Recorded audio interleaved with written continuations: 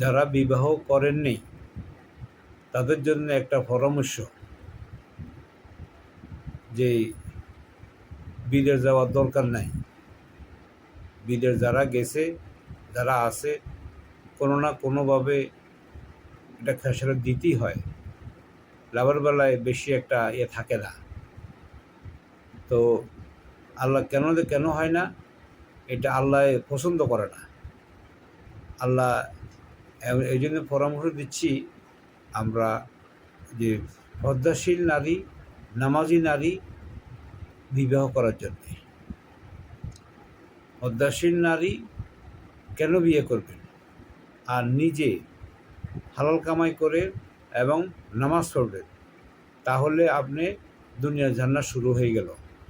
কেন? কিভাবে? রব্বানা আতিনা ফিদ দুনিয়া হাসানা ফিল আখিরাতি হাসানা ওয়া কিনা আযাবান্নার। সূরা বাকারার 201 নম্বর আয়াত আল্লাহ বলছেন, এই দুনিয়ার হাসানা আমি যদি এখানে হাসিল করতে না পারি, ভোগ করতে না পারি, তাহলে আমি পরকালে কেমনে ভোগ করব? এটা অন্যান্য গল্প একবারে শুধু ভগবাদী ছাড়া কিছু নেই, একবারে সিধা কথা। এই জন্যে রাব্বুল আলামিন বলছেন, তুমি যদি বড় লোক হতে চাও, তুমি যদি বড় ভালো নেতা হতে চাও, ভালো সুখী হতে চাও, ভালো সম্মানী হতে চাও, তাহলে তুমি ফাইজা ফান্তাশিরু ফিল আরদ ওয়াবতাগু মিন ফাদলিল্লাহ ওয়াজকুরুল্লাহ লাআল্লাকুম তুফলিহুল মিয়াদ। তুমি নামাজ শেষ করো, নামাজ শেষে তোমার কর্মে চলে যাও, কর্মে তোমার কী লাগবে তুমি আল্লাহকে ছায়া নাও। এই নামাজের ছাওয়ার মধ্যে দিয়ে যদি পৃথিবীর ধনীও হই, পৃথিবীর বড় নেতা হই, যত কিছু হই, তাহলে এটার হিসাব আল্লাহ আমার থেকে নেবে না। আর এর বাইরে যদি আমি হই, তাহলে আমার কড়া গন্ডা হিসেব নিতে হইব, দিতে সার রাইয়ারা, প্রতিটা হিসেবে আমাকে দিতে হবে। এর নামাজের বিকল্প নাই।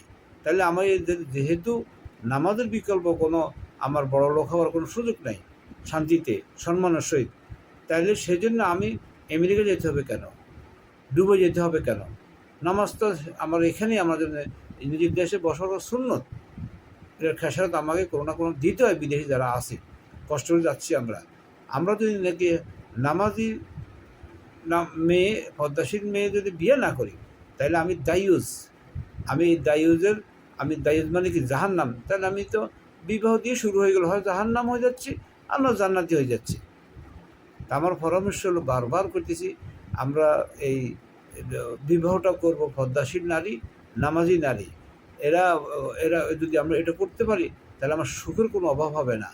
আমার একটা হাদিস কথা মনে পড়ছে, আলী রাদিয়াল্লাহু আনহু যখন ঘরে ঢুকছে, তখন ফাতেমা রাদিয়াল্লাহু আনহা ওনার সামনে পড়ে গেল। জিজ্ঞাসা করলো, তুই পড়ে গেলে কেন?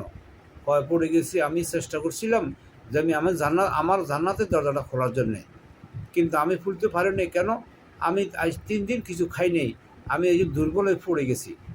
তো এই যে এই খাওয়াটা দেখা গেছে এখানে মধ্যে এই মানে আমার আনন্দ।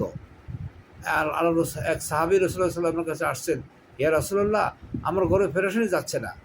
আর তো রাসূল জিজ্ঞাসা করলেন, কেন? তুমি বেতন কত পাও? আমি সংক্ষেপে করছি আর কি। বেতন কত? 1 দিনার পাই। তো 1 দিনার পেলে তুমি স্যারেনা কমে ফেলো। তো স্যারেনা অনেক গল্প, স্যারেনা কমাইছে, তারপর ফেরেশতানি যায় না, আবার আসছে, এ রাসূল যাচ্ছে না, তো আবার আরও স্যারেনা কমাও। তো কমাইছে, এবার তার ফেরেশতানি আর নাই, ওই আটানা দিয়ে তার সব হয়ে যাচ্ছে। তারপর রাসূলুল্লাহ, আমার ঘরে এখন ফেরেশতানি নাই। তোমার যে আটানা আল্লাহ তোমাকে দিচ্ছে, এই আটানার মধ্যে দিয়ে তোমার যা প্রয়োজন সব ফিরে দিব, সব সমাধান করে দিব আল্লাহ। এইভাবে অনেক গল্প আছে, কিন্তু নামাজের বিকল্প কোনো সুযোগ নাই। আমি বড় লোক, এটা দিয়ে আমার সমস্ত সুযোগ সুবিধা আমার জন্যে। যদি আমি একসময় নামাজ পড়তে থাকি, তাহাজ্জুদ পড়তে থাকি, বেশি নামাজগুলো পড়ি, আজান যদি মসজিদে চলে যাই, তাহলে আল্লাহ আমাকে বড় লোক হওয়ার জন্য কীভাবে সহজে বড় লোক হব, ধনী হব, রাষ্ট্রপ্রধান হব, আল্লাহ সে রাস্তা আমাকে সহজে দেখাই দিবেন। আল্লাহ আমল করা সহজ করে দেখ। আমিন।